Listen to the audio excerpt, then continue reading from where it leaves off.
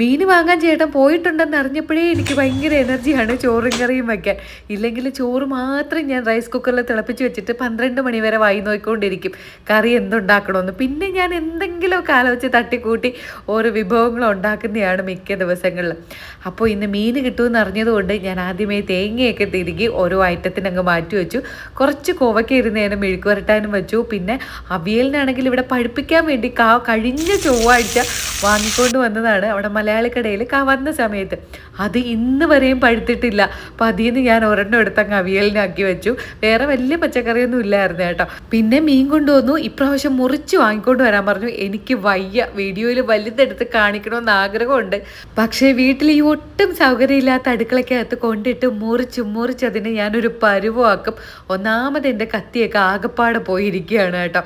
അപ്പോൾ ഇനി നാട്ടിൽ പോകുമ്പോൾ വേണം ഇതുപോലുള്ള വലിയ കത്തി വാങ്ങിക്കൊണ്ട് വരാൻ. മീൻ കിട്ടിയ പാടെ അതിൻ്റെ കഴുകി വൃത്തിയാക്കി അരപ്പൊക്കെ റെഡിയാക്കി അങ്ങ് വേവിക്കാനായിട്ട് വെച്ചിട്ട് പിന്നെ കുറച്ച് പുളിശ്ശേരിയും കൂടെ അങ്ങ് റെഡിയാക്കി എടുത്തു. മീനൊക്കെ ഉള്ള ദിവസങ്ങളിലാണെങ്കിൽ അതിനെ വൃത്തിയാക്കിയിട്ട് ഞാൻ കുളിച്ചിട്ടേ വന്ന് ചോറ് കഴിക്കാറുള്ളൂ. ഇല്ലെങ്കിൽ ഞാൻ വൈകുന്നേരമൊക്കെ ആവും വിളക്കൊക്കെ കത്തിക്കുന്നതിന് മുമ്പേ കുളിച്ചൊക്കെ റെഡിയാവുള്ളൂ കേട്ടോ. പുളിശ്ശേരി നല്ല കട്ടിക്ക് കുറുകുറോ ഇരിക്കണമെങ്കിൽ കൂടുതൽ തൈര് അങ്ങ് ഒഴിച്ചാൽ മതി കേട്ടോ. ഞാൻ ജീരകവും ചെറിയ ഉള്ളിയാണ് അരയ്ക്കുന്നത്.